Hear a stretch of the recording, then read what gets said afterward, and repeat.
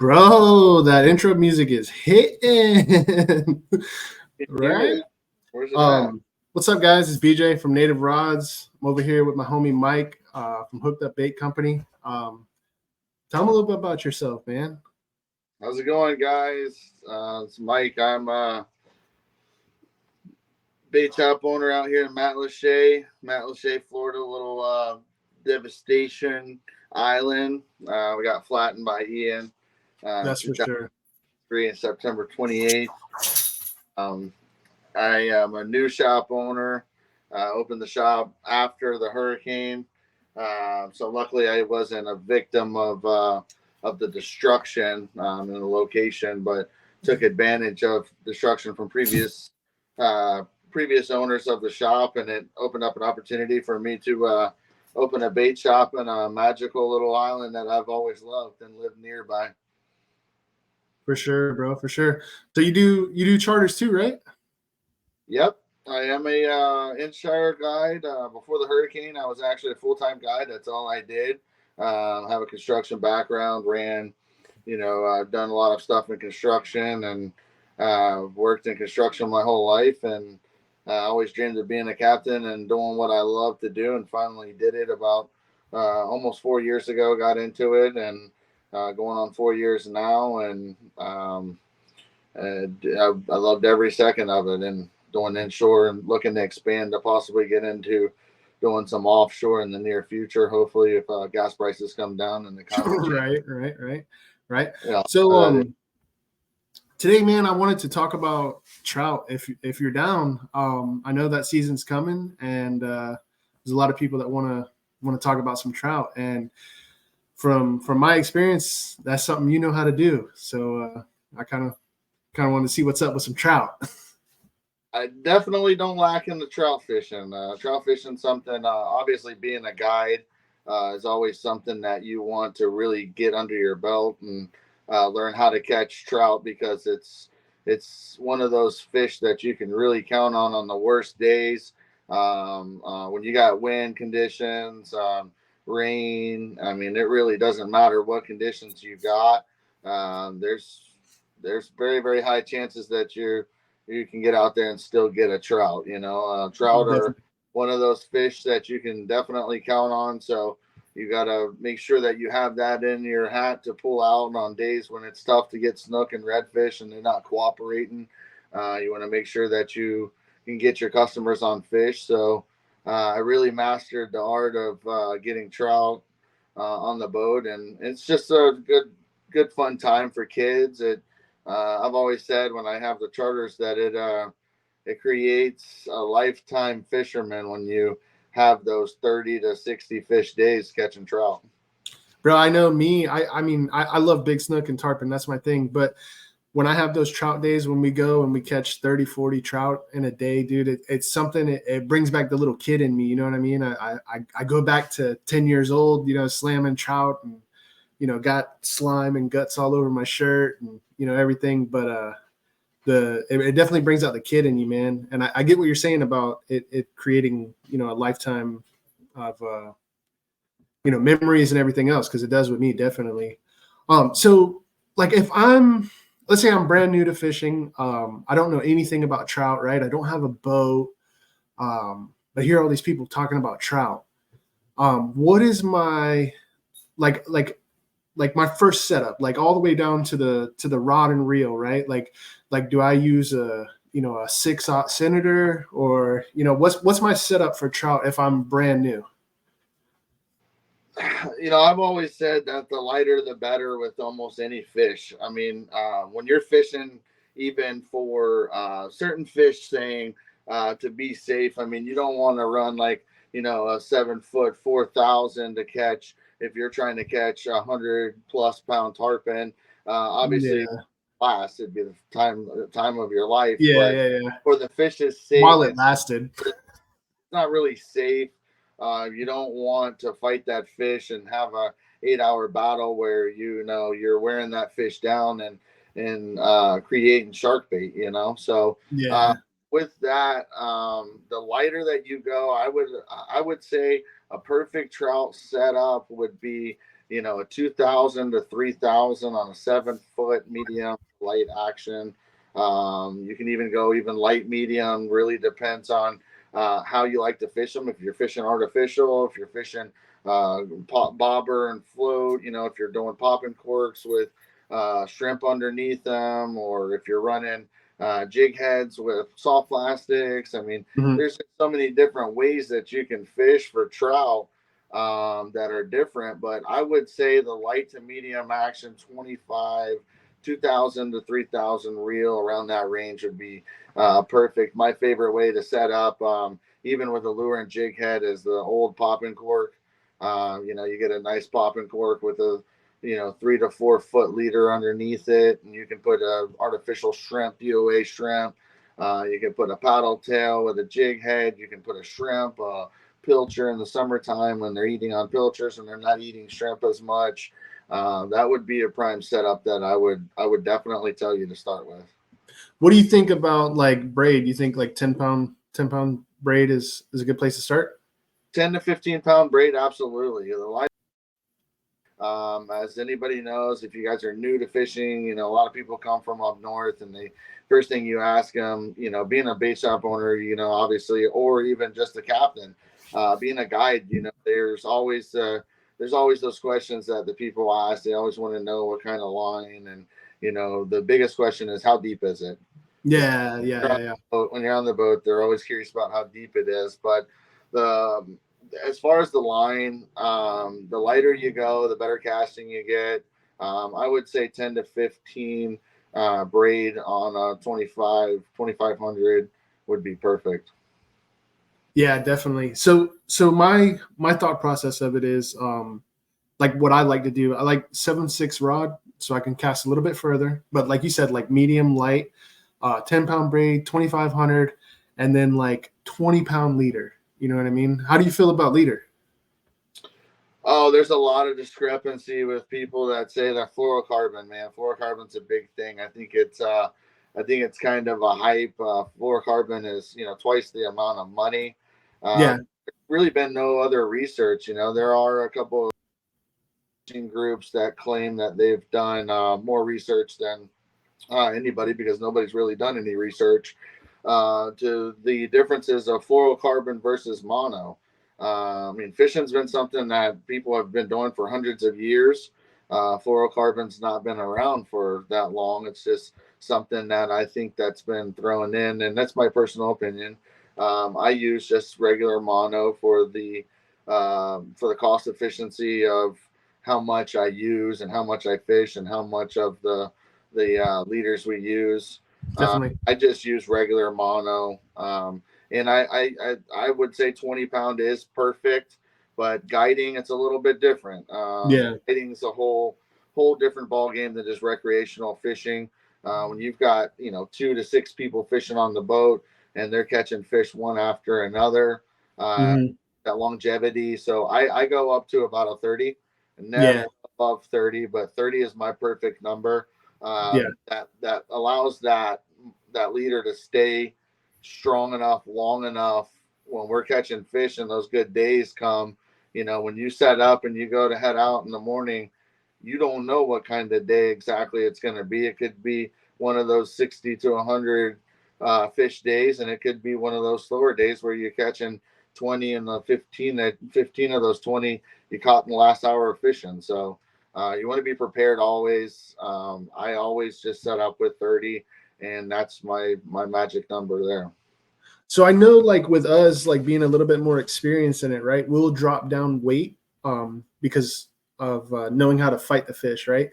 But with like, let's say it's like you're out there with clients and you're out there with 6 people and you go to 30 so that you're not trying to tie, 6 lines all at the same time and, everything like that. But like on a day where you're out there, like, let's say you're new to fishing, right? You're by yourself. Would you tell somebody who's brand new to fishing to start with like 30 and then work their way down, or should they start down and work their way up? Man, that's a pretty good one. I would personally probably tell them, it's not very easy to find, depending on where you're going. what kind of supply place you're going, where it is that you're getting your fishing supplies. But if you can find 25, I mean, Yeah. real medium number there. You're right in Yeah. between 30 and 25 because if not having as much experience, you're getting a lot more snags and Yeah. fishing. Typically if you're trout fishing, you're not fishing anywhere around mangroves, so you have wide open water, but you still got boat and other passengers on the boat that people always tend to hook into and catch each other. So just always having a little bit stronger line. I would probably say, start at a 25 range, because really the more skilled fishermen can go lighter, and it makes the challenge a little bit more. But you want to do that with skill. Yeah. Yeah. Definitely. Challenge, for some of us that are experienced, it's kind of the thrill of knowing that, hey, we caught that 38-inch snook with a 15-pound leader around him. Definitely, bro. It makes the story of catching that fish just that much more, thrilling to us. Yeah, bro. There's That no, like even talking to another avid angler and stuff, telling him that you caught a 38-inch snook in the summertime when they're fired up, and you were on the mangroves and you got a 38-inch snook out on a 15-pound leader. It's kind of impressive, whether they believe you or not. yeah. Yeah, no, 100%, bro. There's guys out there that are catching 200-pound tarpon on 4-pound tippet. You know what I mean? Like they're getting it. Yep, Yeah. I've got a crazy story with So that. like you being a charter captain, right? You're gonna go for live bait more than artificial. What live bait are you gonna use if you're on the flats fishing for trout? So really, depending on the type of year or the kind of what time of year it is. Fishing, obviously, seasons change.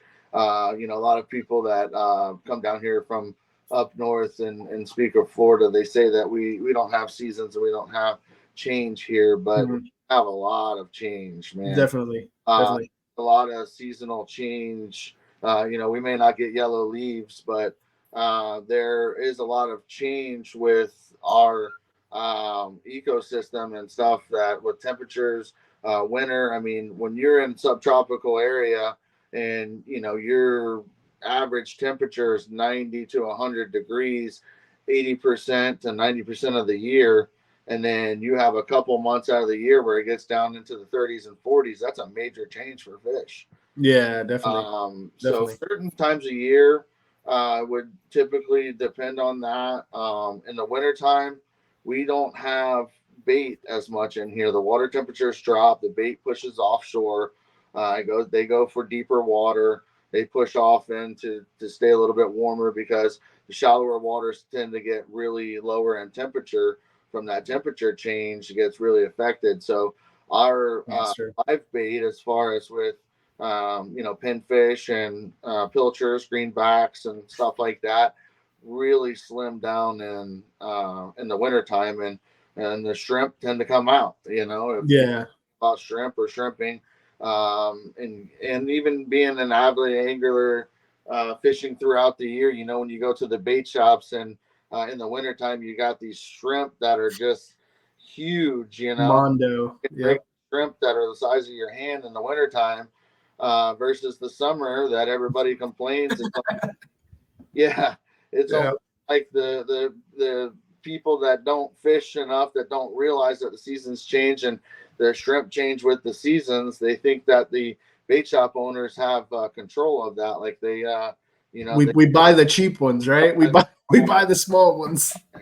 The shrimp are almost so small you can't get them on the hook. So in the summer, luckily for us, in the summertime, we don't use much shrimp, because our bait gets plentiful as fall comes, as spring comes in, bait starts moving in, and then you're able to catch what's actually out there, and the fish adjust to that. If what's available is what they eat, just like us. If we were driving down a highway and there was only one source of food that was available for us, we're going to eventually get so hungry that we're just going to eat what's available. So In the summer times, we use pilchers and greenbacks, obviously because it's cheaper. Shrimp aren't cheap, so Mm-hmm.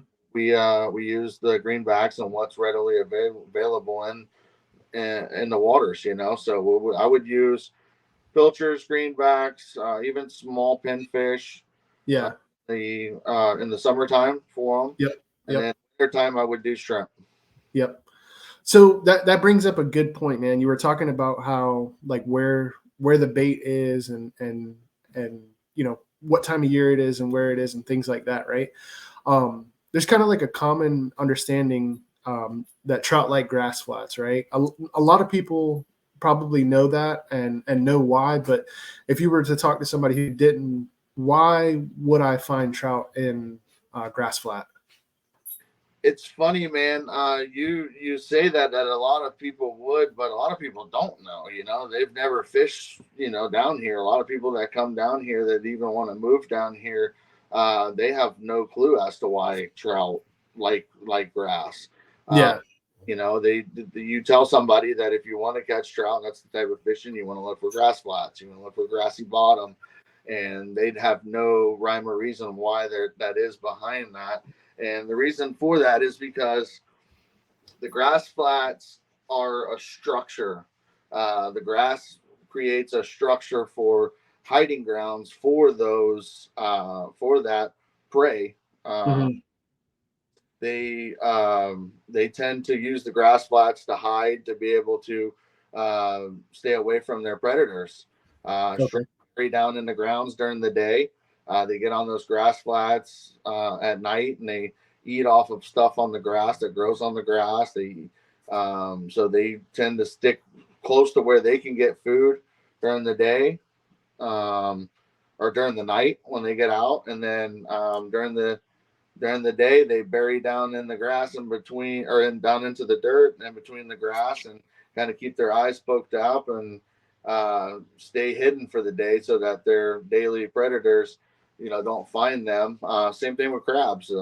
Anything doesn't any type of bait or fish like that, they don't want to be eaten, so they're going to hide. So structure, any kind of structure really creates that. And so when you have open water like that, that's about the only structure that you really find.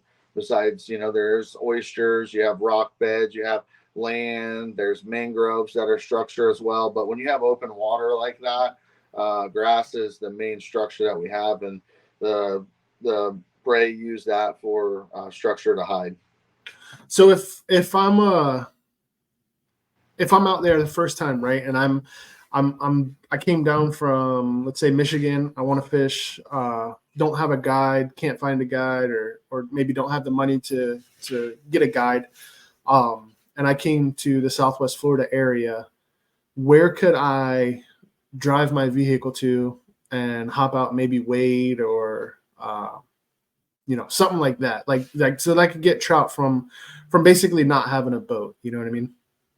Yeah. I mean, being that I've lived here my whole life, I know just because of being an angler, I kind of know those places. But being somebody that comes from north and that doesn't have that knowledge and hasn't lived here their whole life, they got to really do their research or know somebody that does know. So, first things first is a lot of people use the media, like social media and stuff to get tips. And some people have controversy of that, and they bang up people for wanting information when Yeah, I never understood that. I me don't get neither, why bro. fishermen should always be out to help each other, but nowadays people find a way to knock up and say, oh well, we had to do our own research, and you should have to do your own. Well, they're here on vacation and they would like to know how to catch the fish, just help a fellow angler out. Yeah. So I would say to do some research and really look on, YouTube and look up videos and stuff like that. Do research of the areas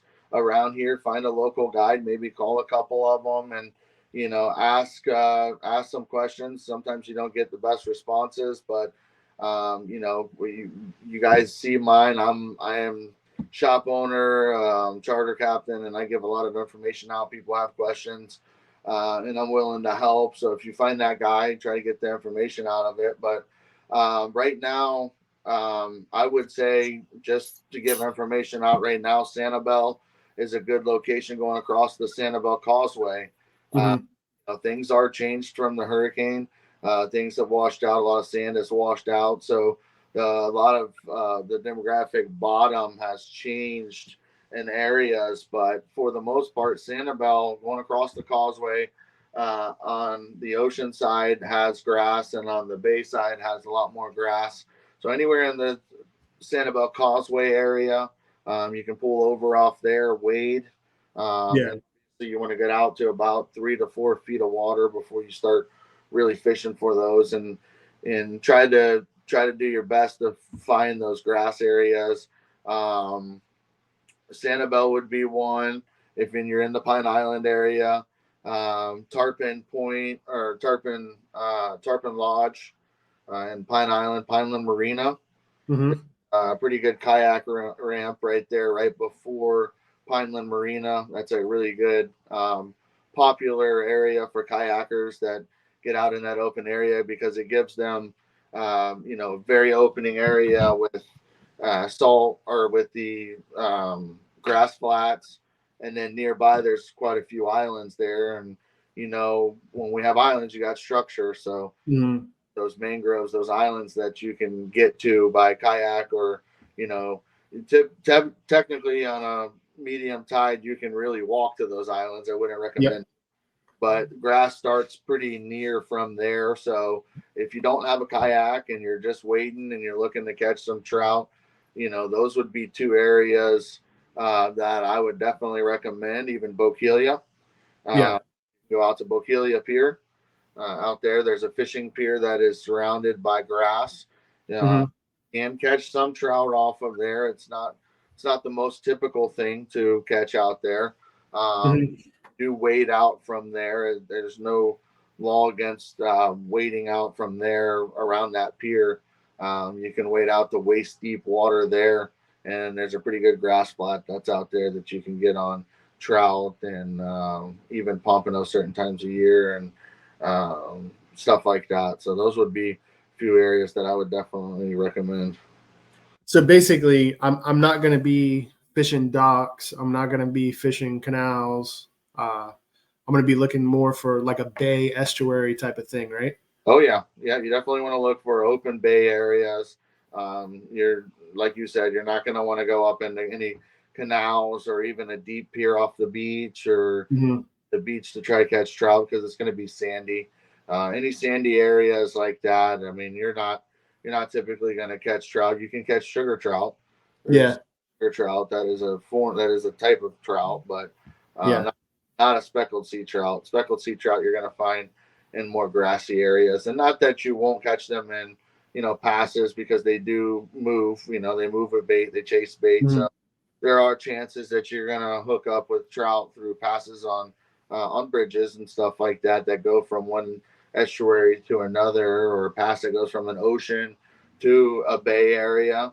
They might have gotten flushed out chasing bait on the outgoing tide out to the ocean, and then ran around the beach, and possibly, a strangler might have ran around and ate some bait and come back in with the incoming tide back into the grass flats. Those things happen. It's not that it's not possible to catch them in passes and around jetties too, but it's not likely.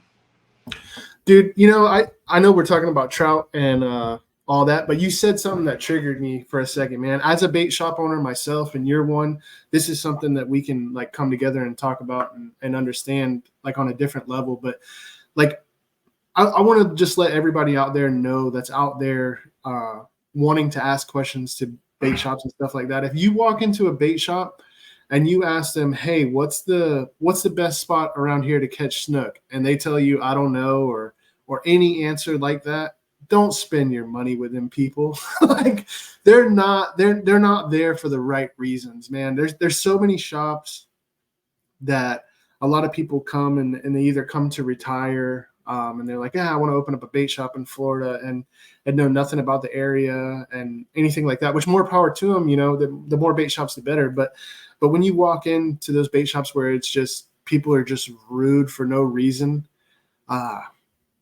don't shop there. You know, I mean, Yeah, like, absolutely. And that's what the whole sport's about, man. I mean, you want to be as informational as possible, and you want to help each other out. I mean, we have a great system. I know some people, that's another thing that, that subject brings up mixed feelings on people, but we have a system here in Florida, Florida Wildlife Conservation, and they do their job. yeah, They control and they conservate. Their commission is about conservation. yeah, And with the amount of people that we have that are moving down here to Florida, um, it's amazing how many people want to move to Florida now. And you have to control the fisheries. I mean, the yeah, more people that there are, and the more people that are fishing, they're going to wipe out the population. And our team does a very good job of conservation, and that's in play for a reason. So we're not going to mhm, wipe out the population of the fish with conservation.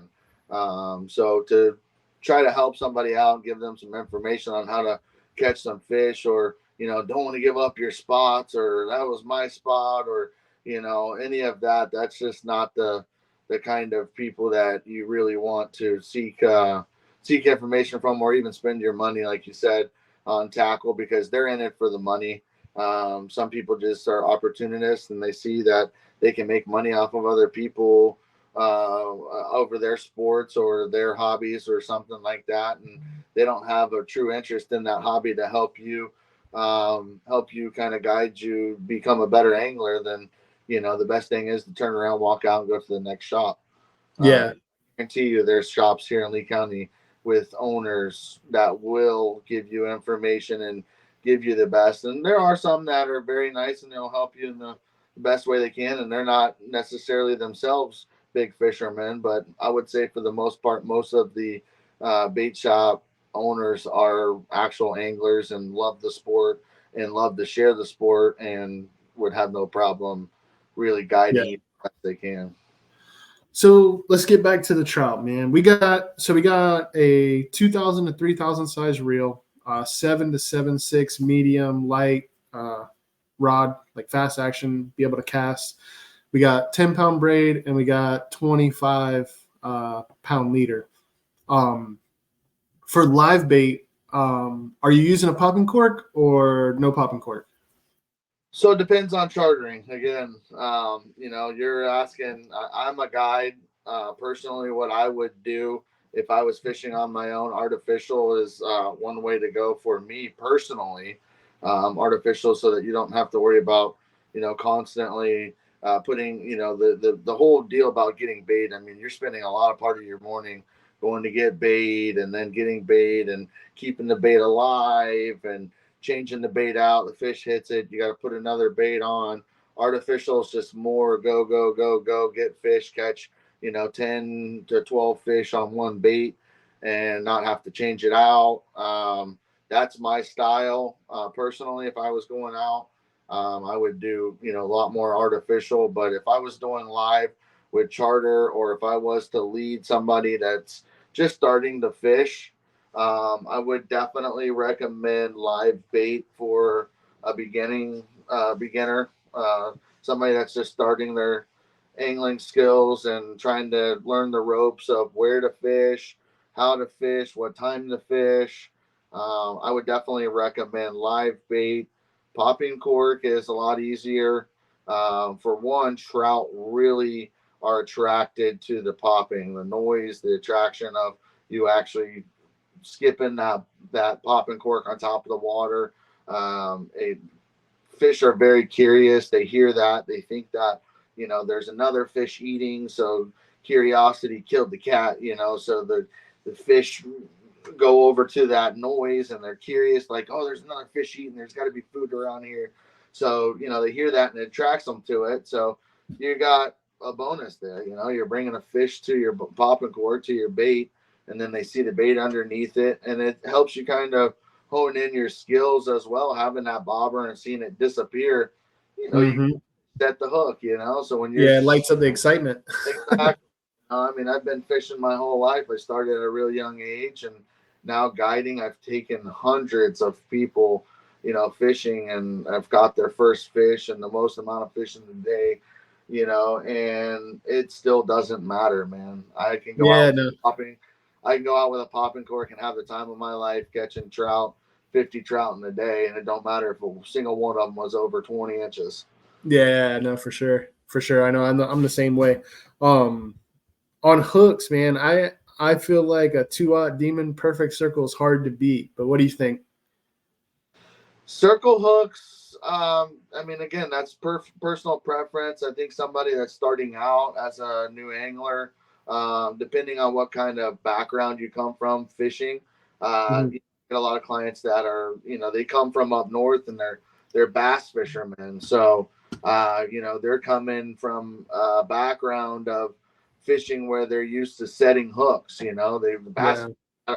really set that hook and reel. They're used to J hooks. So, I would definitely recommend, knowing what background you come from. If you know that you set the hook, if you feel a nibble and you know that you're setting that line and trying to set that hook real good, I would recommend you use J hooks, because if you're going to use a circle hook and you're going to be setting the hook, you're setting yourself up for failure. The circle hooks are designed for a specific reason. They take the bait. You're supposed to let the fish kind of take it for a minute and then just reel and set into it. And the hook sets itself, and it sets it in the corner of their mouth 9 times out of 10. It's going to set the hook right there in the corner of the mouth, and it's safe for the fish. And it allows just for you to, basically not injure that fish as much. So a lot of people use them for that reason. They get used to that. But if you set the hook, you're gonna find yourself getting real frustrated if you're fishing with circle hooks and you can't break that, feeling a nibble and wanting to set the hook. Mhm. So personal preference, that's what I am. And even with my clients, I kind of get the feel. I know most of them are from up north. Circle hooks aren't a thing up there. So they're not really used to it. So to try to explain something, depending on their skill level, where they sit with, how much they fish, and if they don't fish, they don't know any difference. They don't know how to set a hook. So circle hook would work for somebody that doesn't have a fishing background. Whoa, whoa, whoa, whoa! I like circle hooks now. You better calm down. No, I'm That's kidding. because we know you don't catch as Yeah, many fish as a J hook fisher. you're probably right. You're probably right. No, It's but it's all that's about the technique. preference, man. Honestly, some of the best fishermen. I mean, there's so many fishermen out there that I know, even locally here, that are great anglers, and they use the circle hooks. A lot of the clients are different.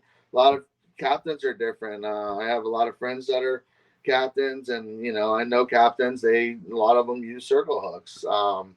I'm just not one of them that are big on circle hooks because I'm a hook setter. You know, Yeah, yeah, I'm yeah, just yeah. used to. I grew up fishing a lot of freshwater, even here. I grew Yeah. up saltwater too, but as a kid, there was, I grew up in a small town that was loaded with canals and ponds and lakes. Mhm. I found myself at a young age. I was close to water everywhere I was, where I lived. I was close to fresh water, so I was able to take myself there, and I fished fresh water for the most part. So I got that instilled in me. So I'm a J hook, short shank with live bait, short shank J hooks, um, are something that I use. So You like the gold mustads? gold mastads, yeah, the short shank. I'm not even exactly What sure. size? The Yeah, the hard word. yeah, Oh, the O word. The yeah, ocean. the Oshani, yeah, something like Yeah, that. I've never been able to pronounce it, but they're the mustads, are real good, short shank. They're real beefy. They don't break. I mean, I've caught, upwards to upper 30-inch snook with them. And even the size 3 and 4s, they're not very big hook. They're real short shank, but they're beefy. And, most of the time they get them in the lip. And, I don't get a lot of fish in the corners, even in the corner of their mouths and in their lips. I don't get a lot of, I don't rarely ever get fish, gut hooked or anything with those hooks. So I tend to really love those. What size do you like to use for the short Uh, shanks? well, it depends on what fish we're doing. We're talking trout. Trout. Yep. Trout fishing, I use a size 3 to 4. Uh, Okay. Size 3 to 4 straight short shank.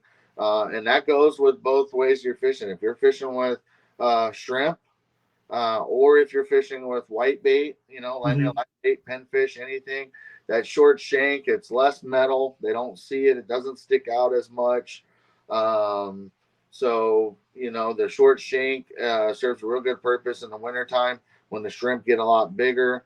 You hook them, I hook them through the head, up in front of Right the, under the horn, right? yeah, right over the horn, Yeah. right behind the eyes and in front of the brain, right under the horn and the hardest part of their part there. So that hook just kind of sits there and it's out of sight, out of mind because it's not, real bulky and huge. So Yeah, I think it keeps it looking real natural too, because they can still flick. I see, man, I see a lot of people like coming into the shop and stuff like that. They'll show me where they hook their shrimp, and they'll take the back of the shrimp and they'll hook the shrimp right in the back. And I try to explain it to them that what that's doing is that shrimp can no longer flick naturally, right? Because shrimp swim backwards, right? They flick backwards, right? And when you put that hook through the middle of them, first of all, it's the softest part of the shrimp, right? So the hook's going to fall out. their nervous system, you got to think our back and Yeah, if you put a yeah, hook through our spine. I mean, what are we going to do? You're not going to yeah, be yeah. I'm not going to be happy. fully move around.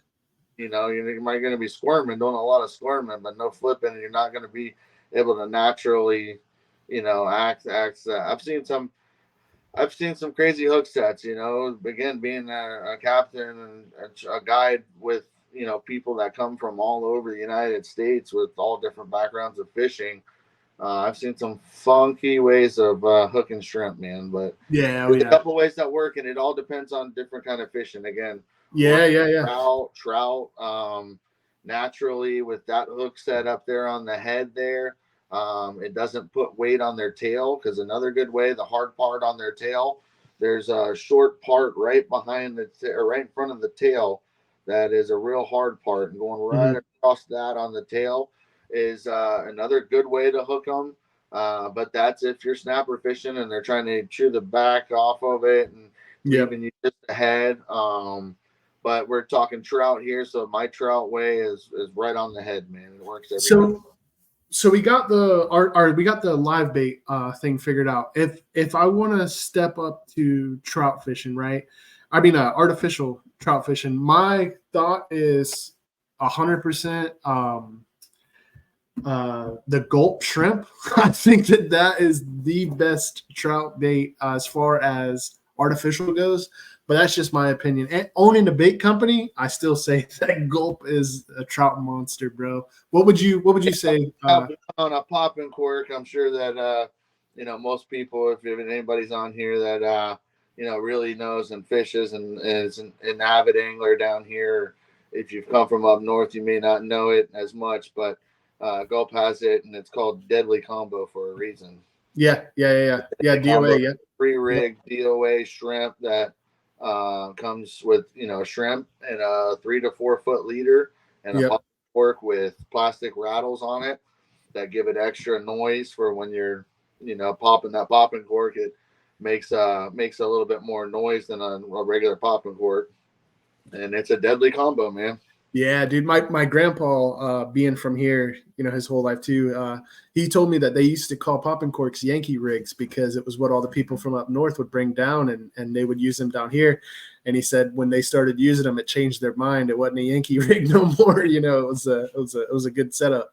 Yeah, Um, they call me a Yankee then, because man, popping corks are just when it they comes to work. trout fishing.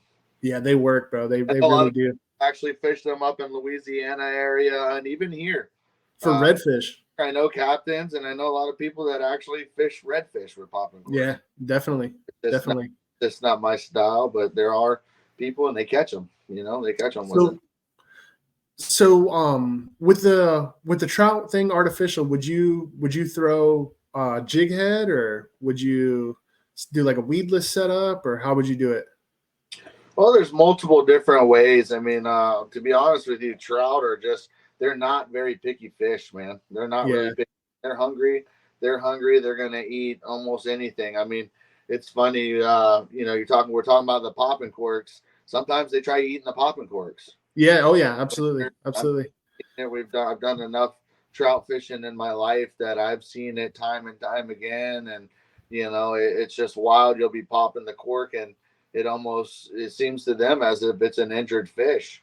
So Yeah. come up out of curiosity. It draws a curiosity to them to the bait, and they see that up there on the surface just splashing away, and they tend to think it's an injured fish. And sometimes you'll see them come up and popping at it and trying to eat it, and you'll see through some days that you bring it back and it's all chewed up and got bite marks all in it. So Yeah. the popping corks are, even attracting to that. So, as far as that goes with artificial, I mean, there's so many different ways that you can set up. I mean, you can set up paddle tails on a jig head underneath the popping cork if you're real comfortable with, using that popping cork as an indication that you have a fish on.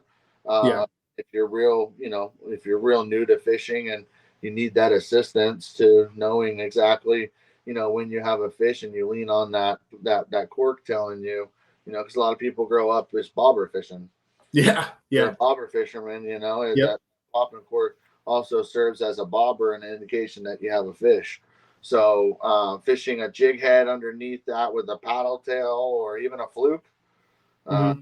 you can catch flukes. I mean, there's a lot of things that actually work. There are probably secrets that I won't put out there right now that, Yeah, but that's another episode. yeah, in the secret room. Yeah. Yeah. But I mean, there's things that you would imagine that never work when the fish are biting. They're You biting know, everything in the water. You can put a bass worm under a popping cork on a day that they're feeding, and they're going to eat it.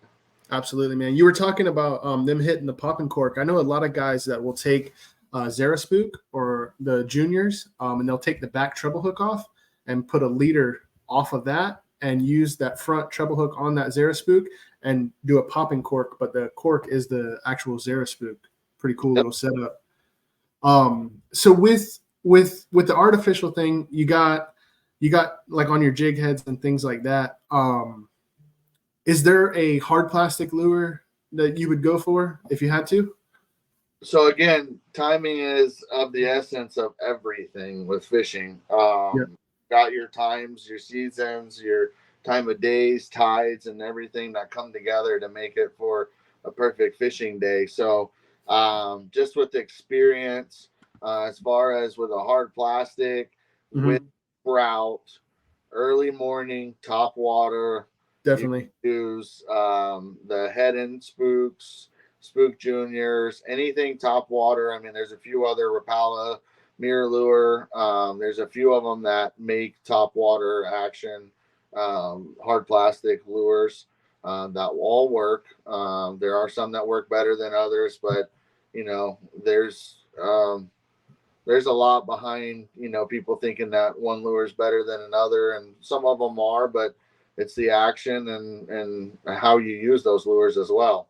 You can put two fishermen side by side together that have two different techniques with the same lure, and one's going to outfish the other. Yep. Just learning how. Sometimes it's more so learning how the fish like the action of how you use that lure, not just so much the lure. So Definitely. Top water, early morning, trout really work. You cannot go wrong with mirror lure, Mirrodine.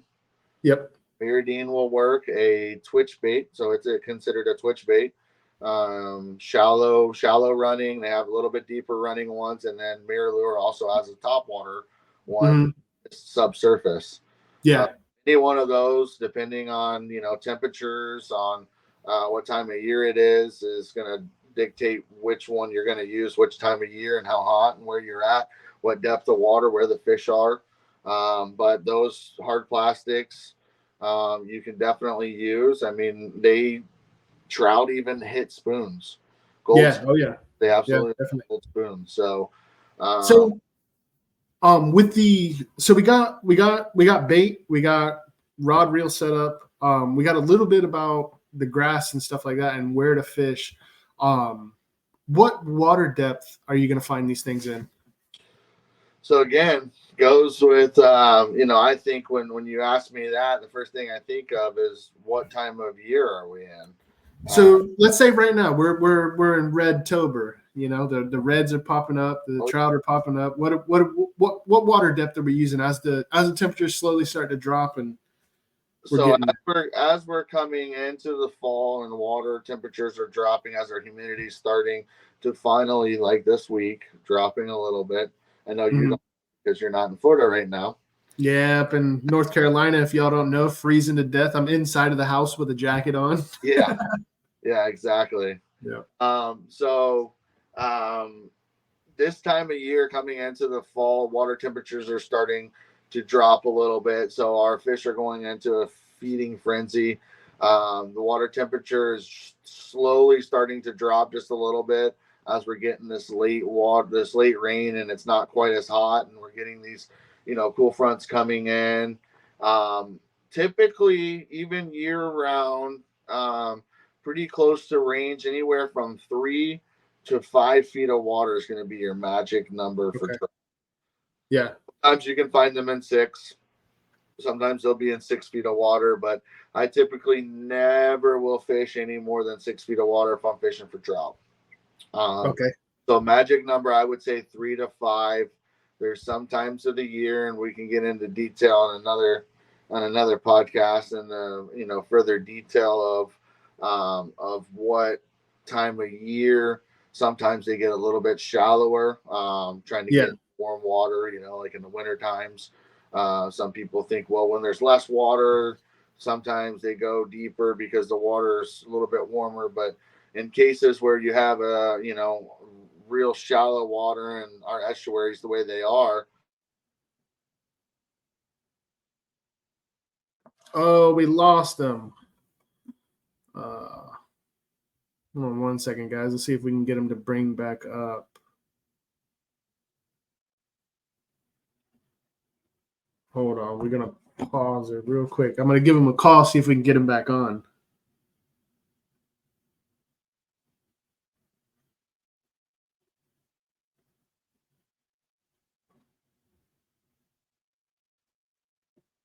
Might have lost service or something. You've got Captain Mike with us.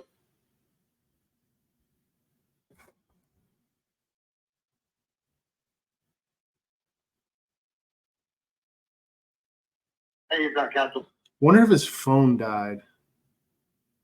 That would be some shit, wouldn't it?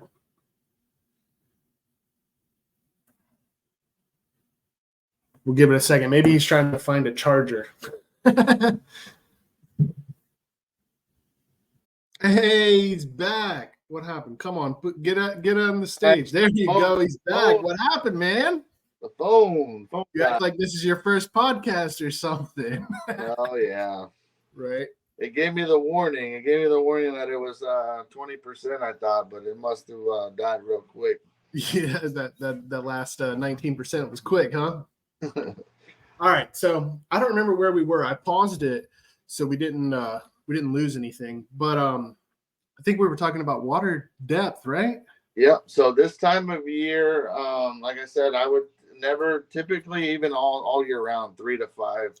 3 to 5 is your magic number. In the wintertime, when it gets a little bit warmer, like I was explaining, people typically think that the shallower you go, the colder the water's going to get, but that's not necessarily true. When you've got a lot of skinny water, and if you've got a puddle, for instance, the way that I can explain it is if you got a puddle out in the middle of nowhere with the sun beating down on it, and you've got a deeper part of that puddle and the shallower part of that puddle where there's less water, it's actually going to be a little bit warmer. Okay. So sometimes in the wintertime, I find that the bigger trout will sometimes get up on those shallower grass flats. Really? They'll get up, where we've had days where, we're out there fishing and, we're like, man, the bite's pretty tough. We're getting some small ones. We're fishing at 3 to 5 religiously. We're just really giving it everything we got, just fishing it, and then and then we're drifting. I do a lot of drift fishing, so I'll drift with the wind across grass flats, and and then all of a sudden we get in this little bit shallower than I like water, but man, we start hitting bigger trout, and we start hitting these nice trout, kind of sporadically, and that's when I found that sometimes in the winter time they get in a little bit shallower water to get a little bit closer to that sun and warm up a little warm bit. up. Yeah. So, different situations, different times of year, and things can change a little bit, and you got to kind of find your area where you're at. Things are different from here to the other coast. If you're in Mosquito Lagoon and you're on the other coast fishing, different areas of Florida, they're a little bit different, man. And it's weird how that is, because you think it's the same kind of fish, same breed of fish. They think the same. Well, their bottom and their areas are not quite the same as ours. So, depending on where you're at, but most cases, I would say, for the most part, at least anywhere in Florida that I know of, 3 to 5 feet of water is going to be your magic number, and you got to make sure you got that grass. Yeah, definitely. So what about the magical tides, man? What do you feel about the tide?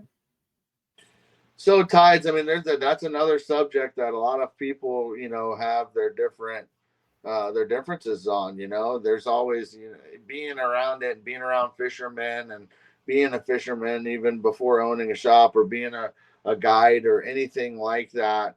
You're always surrounded by fishermen, because you're fishing. Yep. If you're a fisherman, you're fishing, you're around other fishermen, people are fishing around you. You talk to fishermen, you relate to them. You kind of have your conversations with fishermen, and everybody kind of, I think, as an angler, you find what tide you're really best at. But as long as you've got a tide, you can figure out how to fish that tide. There is very seldom instances where fishing is actually good in a slack tide. Yeah. There are places that do turn on fishing a little bit of slack tide in certain areas, and a little bit more juvenile fish, because juvenile fish, they're not as predatorial, they're not as skilled as a more grown fish, and they're not as strong and can't fight those tides quite like a bigger fish or more mature fish can. So they find that opportunity in the slack to kind of get those straggler, uh, predator or prey fish that are around, and kind of get caught kind of in the mix of that tide when it's going slack, and use that opportunity. So you can catch fish in a slack tide, but me, depending on what kind of fishing we're doing, what I'm fishing for that day, what kind of fish, and where I'm fishing is really tide oriented in my case. So I don't personally have a preference, because now becoming a guide, I've learned how to fish it all tides. Yeah. I had to learn, because when you're fishing, I can't tell my clients, hey, this is this tide, we're only going to go fish for a couple hours at this time. We're gonna go and come back out and catch the better tide later on in the afternoon. If they book a 4-hour trip in the morning, and another person books a 4-hour trip in the afternoon, I have to learn how to catch fish in both tides in the morning and the 4 hours in the afternoon, no matter what the tides are. Yeah. So with me, so if I've what you're saying, so yeah, fine tune your skills and learn how to fish and what to fish for in those tides. So I would say, honestly, if you're asking me best time to fish for, as we're talking about trout really, they slow down in the slack tide, but they don't stop biting. I wouldn't say that they completely stop biting, because in the midst of the slack tide, there's been days that I've caught more fish in a slack tide than a moving tide, but it's not a common thing. Yeah. the common thing is in slack tide, the bite slows down with any kind of fish that you have. But for the most part, trout fishing, we've still caught fish at a slack. An incoming tide, when the moon is full, you've got things that kind of, I believe, that fight against each other. Yep. I believe that, in a full moon, you have really good tidal flow that moves really quick moving water, which is really good because it's flushing a lot of bait. Yep. It stirs up a lot of bait, and the bait is getting flushed in many different areas, passes, around islands and deeper holes around channels. There's a lot of places that real moving water really flushes a lot of bait, and those fish know to go there in those times when those tides are moving real good. So I think it really depends on what you're fishing for, how you're fishing, where you're fishing.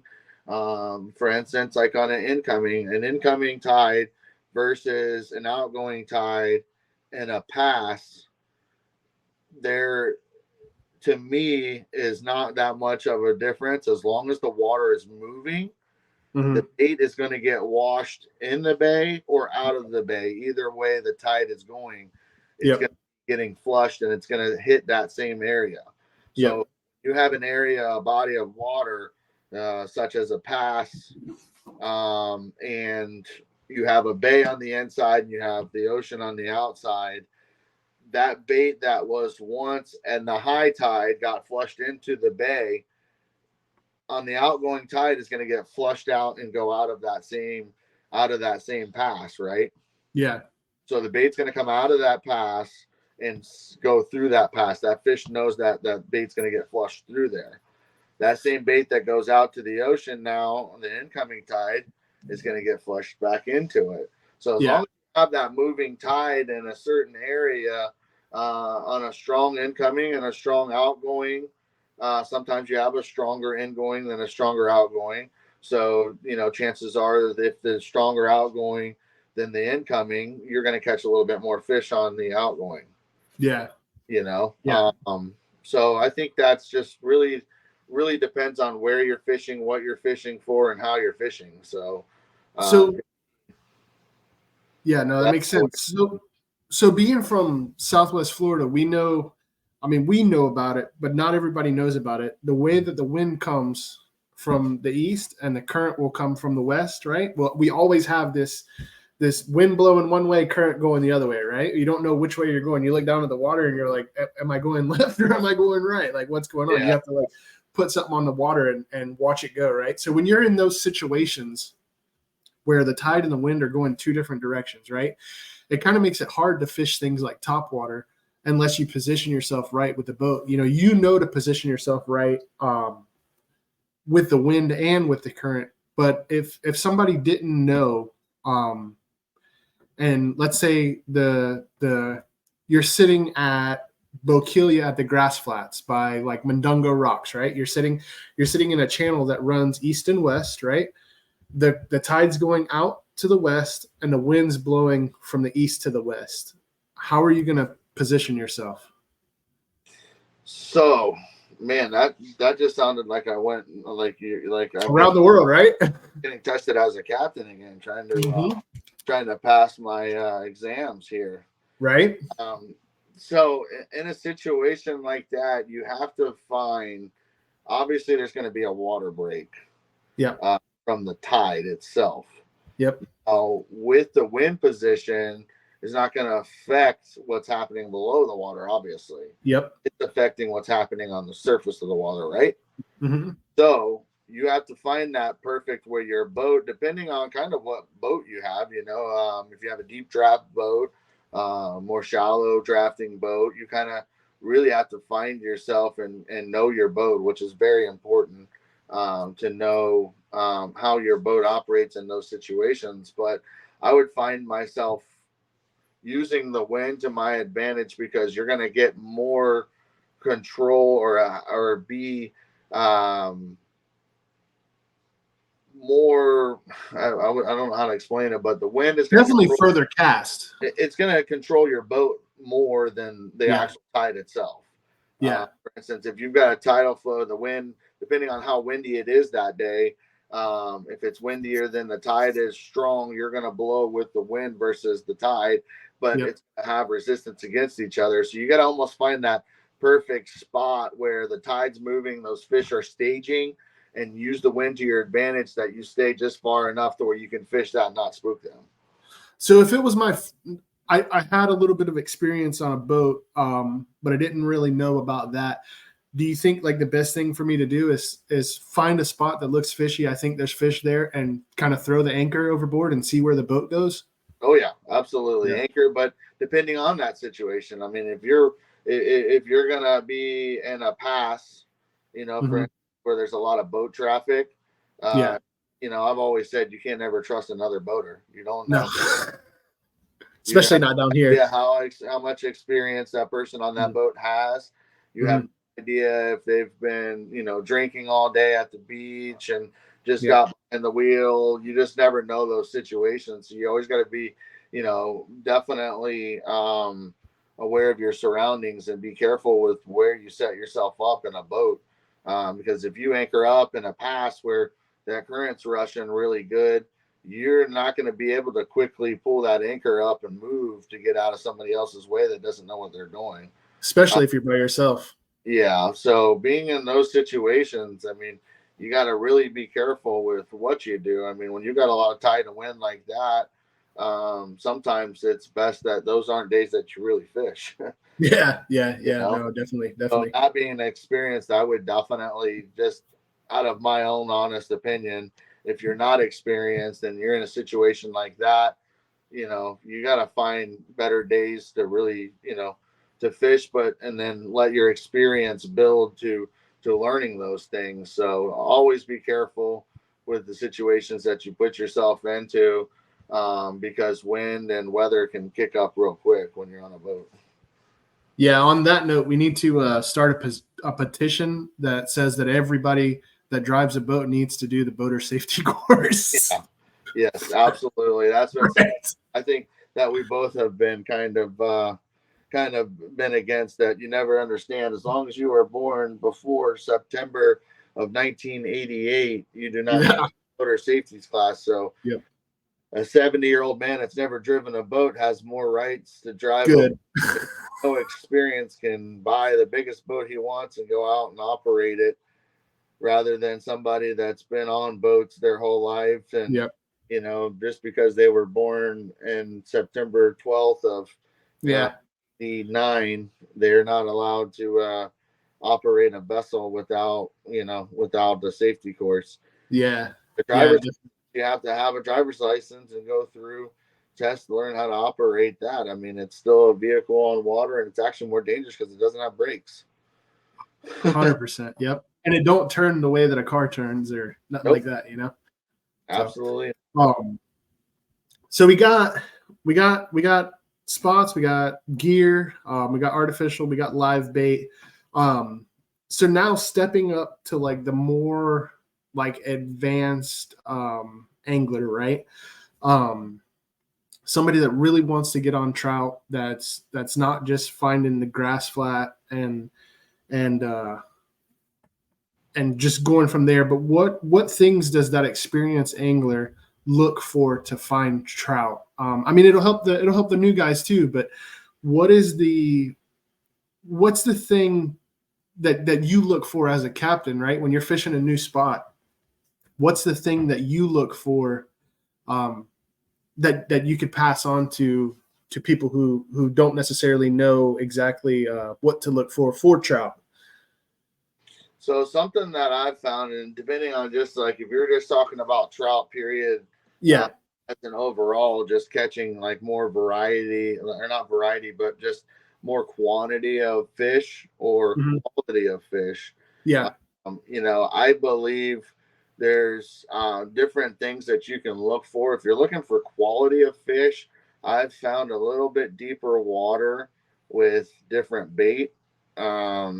And also with trout, funny as it is, if you experiment as you get a little bit better with fishing and get a little bit more experience as an angler, and you want to start looking for more of those quality fish, as we said, when you start out, you want to start out with live bait. It's going to increase your odds. It's going to kind of teach you. It's going to give you a better advantage to catching fish, and it's going to also make you want to stay in the sport, because we all know, it's like the lottery. The one guy that buys the lottery ticket all the time and he never wins. Eventually, Yep. he's like, I'm never going to win. I'm going to give up and stop buying a lottery ticket. And, that's me. I wouldn't want to see that. I would love to see more people fishing and less people Definitely. with phones in their hands, Mm-hmm. in social media, and not being in the great outdoors of this beautiful world that we have, fishing. Definitely, man. So giving them that chance, starting out live bait, give you a better chance as you get a little bit better. Believe it or not, I found that artificial, you catch a lot more quantity of fish. Really. Quantity of fish with artificials, most definitely a little bit deeper water. If you're wanting more quantity of fish, you got to really do research on areas. I have found that if you look for grass flats that are closer to the inside of a major pass, Mm-hmm. are really sought out for and seem to have a lot more number of fish on them. Really. And it makes sense logically that, the bait and the water that's getting washed in and out of that pass between the offshore and inshore bay there, with all of that bait getting flushed in and out, that's kind of a point where a lot of that bait's getting washed in and out, coming off of the beach and the ocean and then back into the bay. If you're anywhere within that surrounding, mile or two of the inside of that pass, and you have a nice thick grass flat, there seems to be a lot better numbers of fish in those areas. Mm-hmm. Same thing as with your inshore. If you're nowhere near a pass, if you're fishing somewhere in Florida where there's no barrier islands and you're just in, your islands are right there.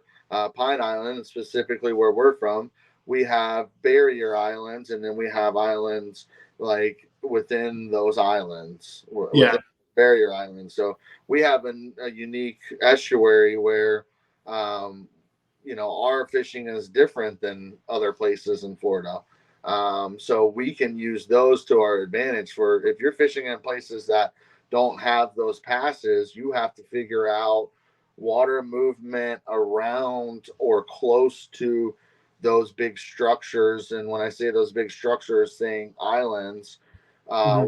water movement kind of washes out where it's deeper and then gets shallower and kind of gets washed out, because those fish will sit in those deeper pockets waiting for that bait to get flushed through there, or an oyster, a sandbar, or oyster bar that gets real shallow and then drops off real good and has a good grass structure. It's good locations too. Mm-hmm.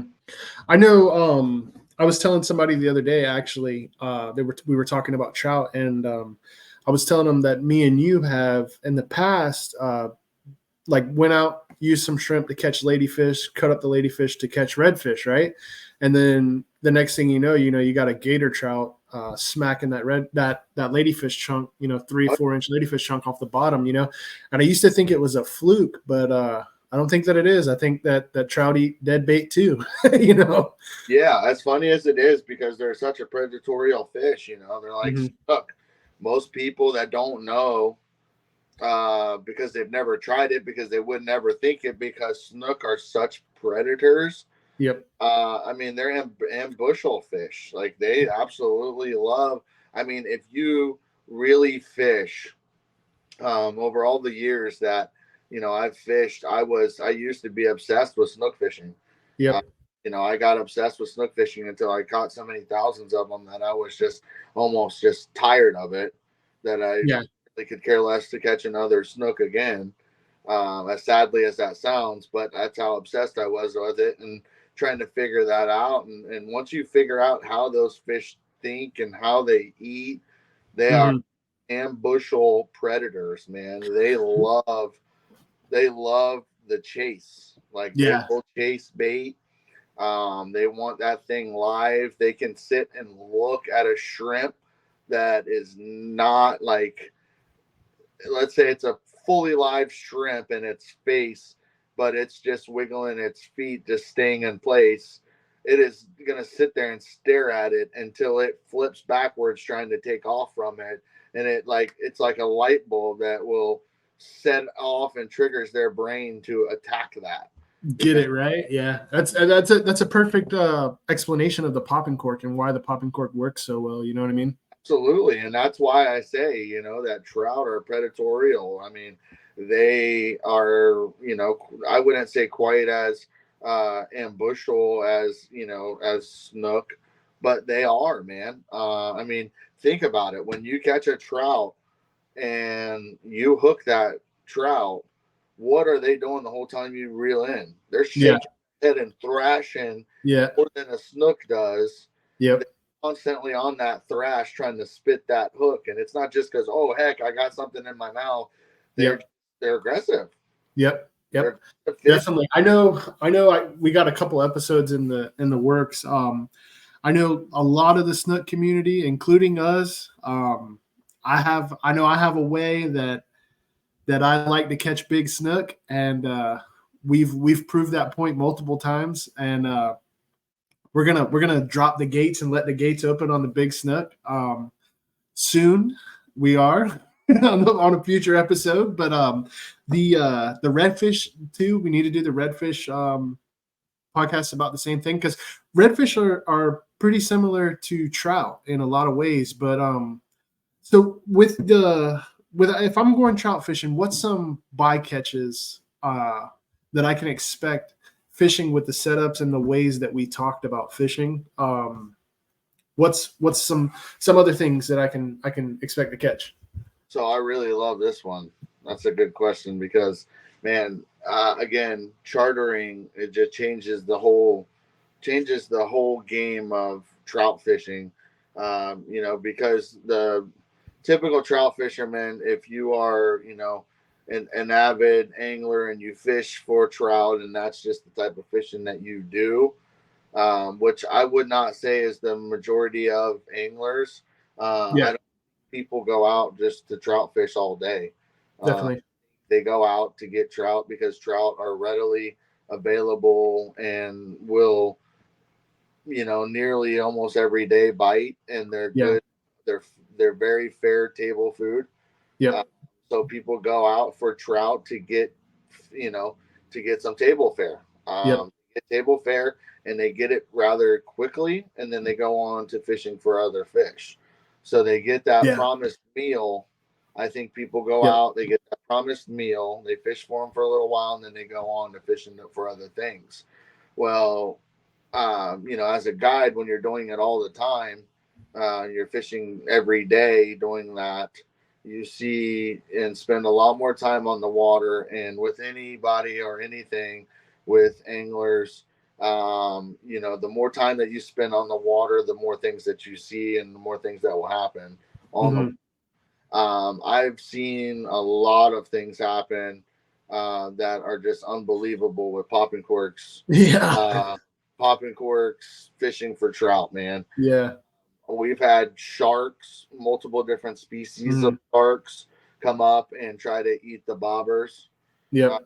as you're, out there yanking on them and getting popping the popping corks. And, that's a thing, like I told you, not just the fish, but sharks as well. They're very curious, and sharks, they tend to swim around everywhere, grass Yeah. flats, sandbars.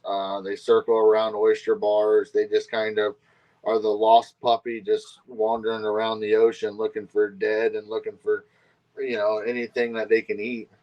Yeah. So, we've had shark. Being on the grass flats, I tell my customers all the time because I get this same exact question. What are we going fishing for? So then when I tell them, well, we're going to go fishing for trout first, And then, that next question that you just brought up is the next question that is always brought up. What all can we catch out here? Yep.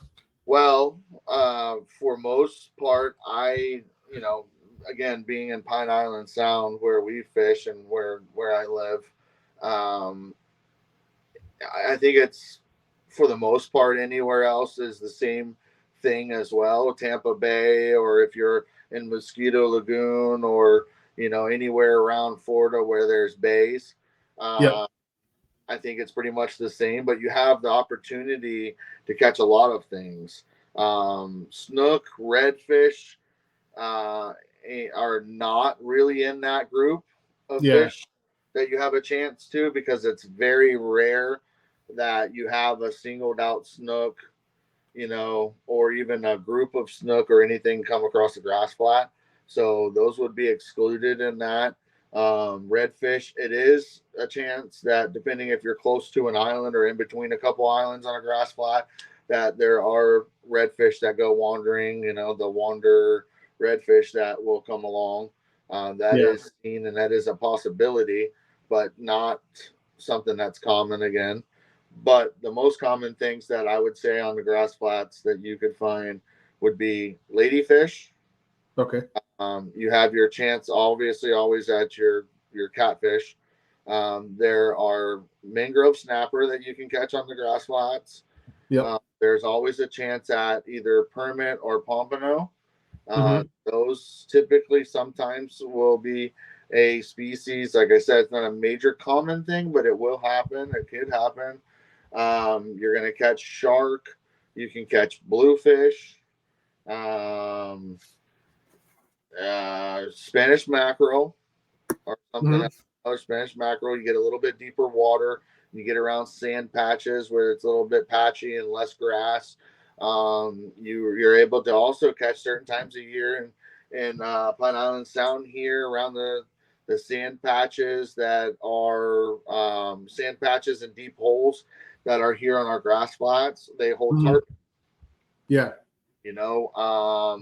Probably around, I would say, June. What is it? April, May, and June are your typical months that you'll see that. Yeah. Yeah. So, April, May, and June, you can see, even the tarpon around on the grass flats as well. So that's something, like, even just this last year it was a little bit early this year, but we were, out trout fishing and seeing all the tarpon rolling and gasping and getting air, and, just flipping their tails and stuff. So those are some fish that you can catch, but it's the ocean, anything's possible. There's always a possibility of anything, but those are the most common species that that I've seen and that we've caught on the grass flats. Dude, I actually seen a picture the other day of a lady from a pier that caught a little dolphin about that big. Oh wow! A little mahi right from a pier, bro. That was 6 foot of water. It's crazy. Oh. Is it so? What happened? Had to been on the East Coast. Yeah, it was, but it was super shallow though. That was what was crazy about it. Is there any other points about trout that you think that we need to hit on? I don't think so, man. I think we got every point covered. I mean, there's just, like I said, again, it's just a matter of making sure that you're in the right depth and that the grass flats that you're on are very heavy and healthy. And you got to make sure that it's grass. You got to be able to see or know that it's grass and that it is thick, healthy grass. I mean, you can find just like a halfway healthy grass flat, and it may not be as productive as an actual bigger, nice, thick, heavy grass flat in a certain location where water movement is very important. So Yeah. that's the main things is 3 to 5 feet of water, grass, water movement, and having that popping cork. So I want to go over it one more time for everybody. 2,000 to 3,000 size reel, right? 7 to 7'6" rod, medium light, 10 to 20 pound braid, 20 to 30 pound leader. You like the 3 and 4 J hooks. I like the 2 Demon Perfect Circles. For artificial, you say shrimp, right? I mean, for live bait, sorry. Shrimp for live bait would be your choice? Time, pilchers, and pinfish in the summer. Okay. But not so then, it's just pilchers, like your greenbacks. Yeah. In the summer. And then pop and cork over a bobber, right? Or over just a regular bobber. 3 to 4 foot leader underneath a bobber. So we both agree on mono's the way to go too, right? On the leader. Oh yeah. Yeah. Cool. Yeah, another little tip, man, that I didn't throw in, and usually if you've got pretty good wind and your bobber's kind of blowing blowing pretty good, you got a windy day. A nice little trick that I do that helps out a lot is like about a quarter to maybe an eighth ounce split shot. Yeah. Probably about 4 inches above the hook. Yeah. Enough weight to keep that shrimp or that bait down. Yeah. You don't want it obviously as close to the bottom as possible because then you got your catfish range. Yep. You don't want it dragging on the bottom, but you want it about mid column. So if you're fishing in 5 feet of water, a 3 foot leader is perfect. You're that 5 feet off the surface. That brings up a really good point about what we were talking about, how the current and the winds go in 2 different directions and things. I've seen a lot of people, like let's say they're sitting on the front of the boat, they cast out and the current's blowing, away from them or whatever. And they're sitting in their position to where they're casting away from them and the wind and the current's going that way or just the current, whatever. And you'll see their bobbers here and they're lying straight out with the shrimp on top of the water, Yep. Absolutely.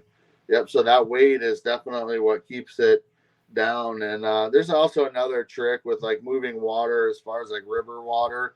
There's another trick with bobber fishing. I mean, and it's a total different subject though. That's for a whole nother episode because that's probably, about 11 or 1,200 miles away. But if you're king salmon fishing with a bobber, there's a trick with the weights that you actually put different weight sizes down about a 7 different lengths, right?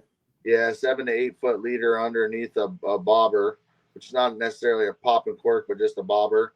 And you put the weights in an actual sequence of different size weights down that leader to keep that bobber in line with the bait and keep it flowing down that river. The water's moving real good. It keeps it natural. So yeah, definitely. I know like my bait shop is on the river, on the Caloosahatchee River, and we have a couple spots that are right there. And people are really surprised about trout coming up in the river. I tell them all the time, I'm like, man, in the right time of the year, you definitely catch some trout on the river, along with everything else: snook, tarpon, ladyfish, redfish, everything. But they get so surprised when I tell them that you use shrimp in the river, right? They're like, what? They don't think that them fish can come that far up into brackish water. And that's really cool. I think that's a good point. Sad thing is that it's not that we've lived here long enough to know, but unfortunately with the water quality of our water quality and the issues with the water quality that we've had over the years and it progressively getting worse. Many moons ago, there was grass pretty far up into the river, actually. Yeah, definitely. There was grass up even past up the Cape Coral Bridge, which, if you're not local, if you're local here, you know that the Cape Coral Bridge from the mouth of the river in Sanibel area is a pretty good ways up the river, but there was grass in it. There used to be grass up in the river pretty far. And I know just in our lifetime, we've watched the grass flats be destroyed, not only by boats, prop scar, like tearing up grass with a boat, the water, like you said, so many things, man. But I think one thing if we didn't touch on it, I think that we would be doing a disservice to the place that we call home, and that is boat traffic across grass flats. Man, that there's something that like, I don't know, it irks me worse than anything when I see somebody in a freaking cuddy cabin trying to cut across a flat that's 2-3 foot of water, or somebody who rented a pontoon boat and they're cutting across that flat, and you watch behind the prop and it's nothing but just straight dirt and grass, grass floating everywhere, dirt, sand from the keel hitting the bottom. I mean, not the bottom of the motor, and the prop hitting all that sand and, throwing that sand up.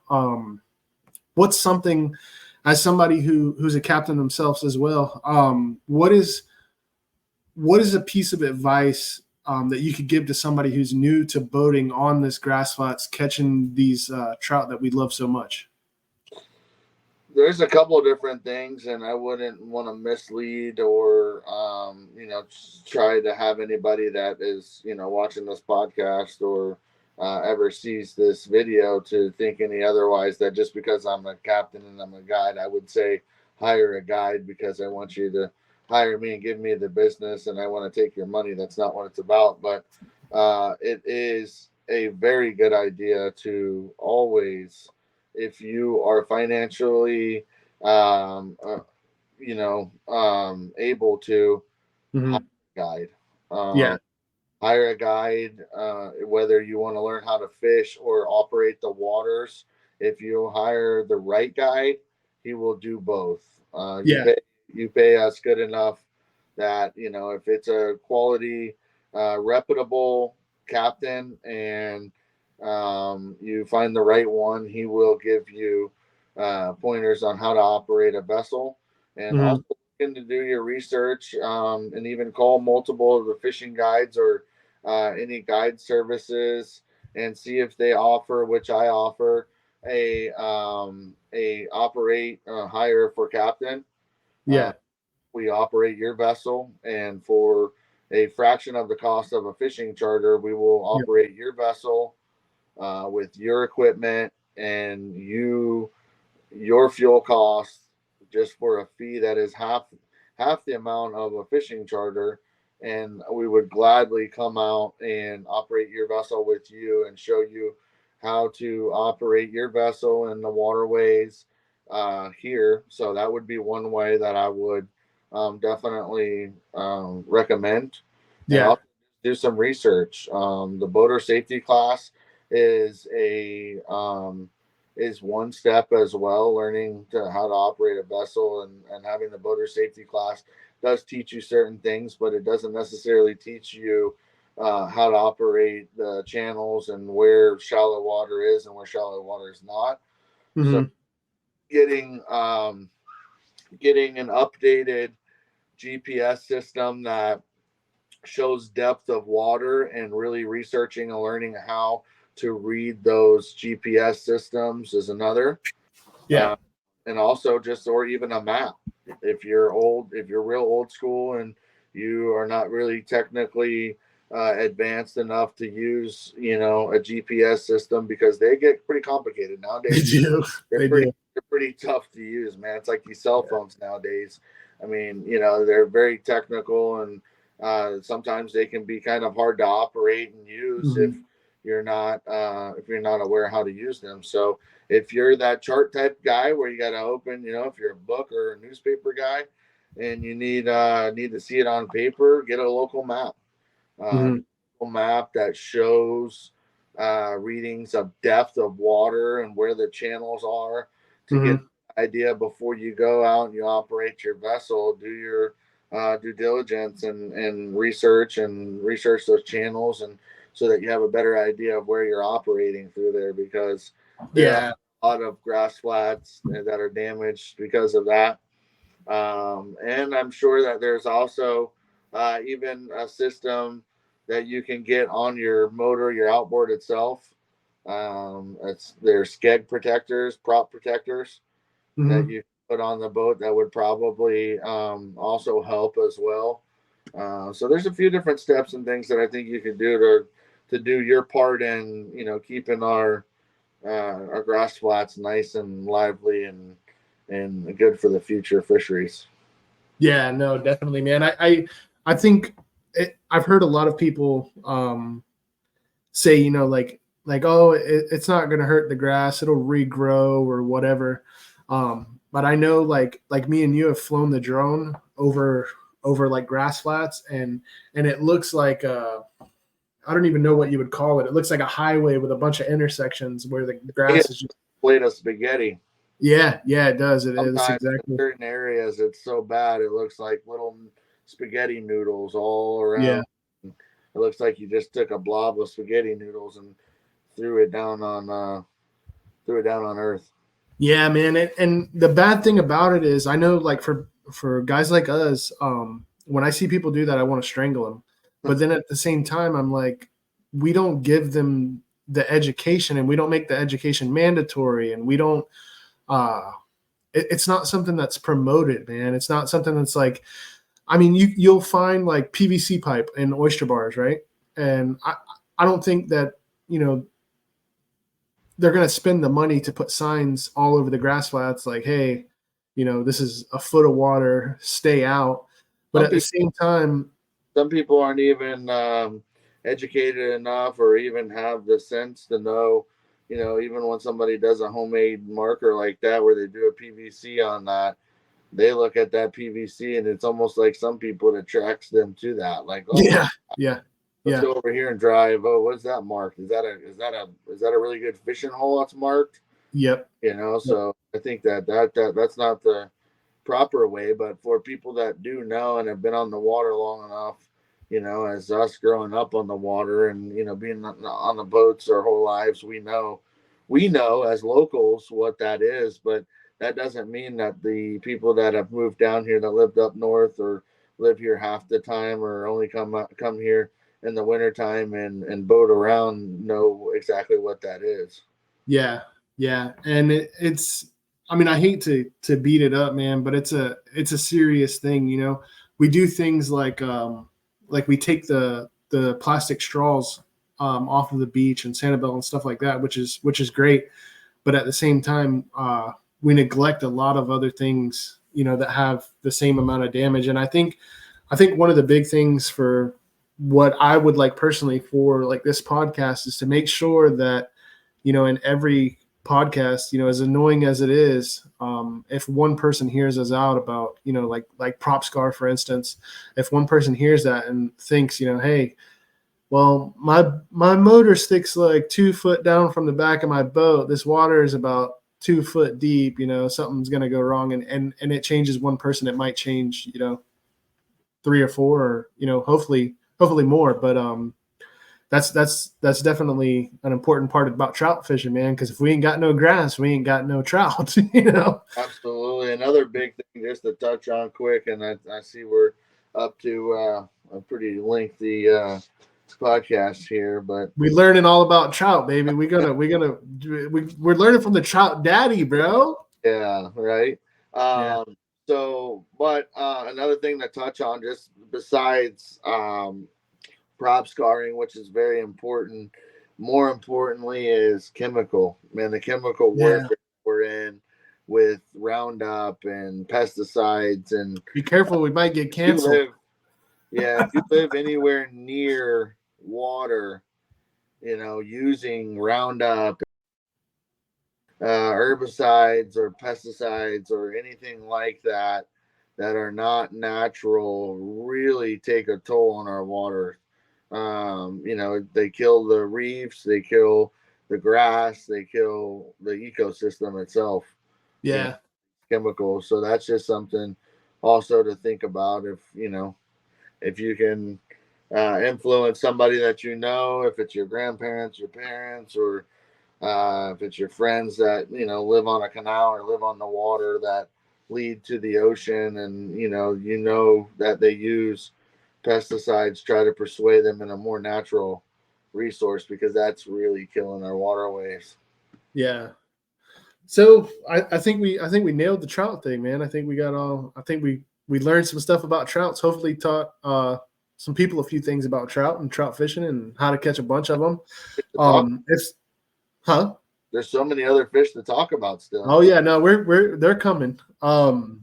If somebody wants to book a charter with you, what do they got to do?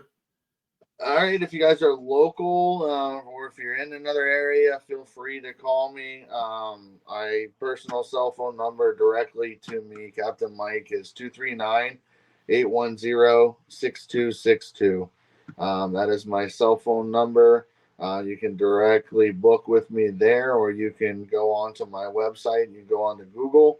You can look up Hooked Up Fishing Charters, Matlacha, Florida. It may be under Pine Island or Bokeelia now, but that is the location where I'm at. So it's Hooked Up Fishing Charters.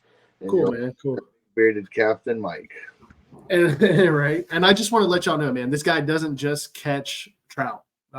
He's well versed. He's been in Florida, long enough.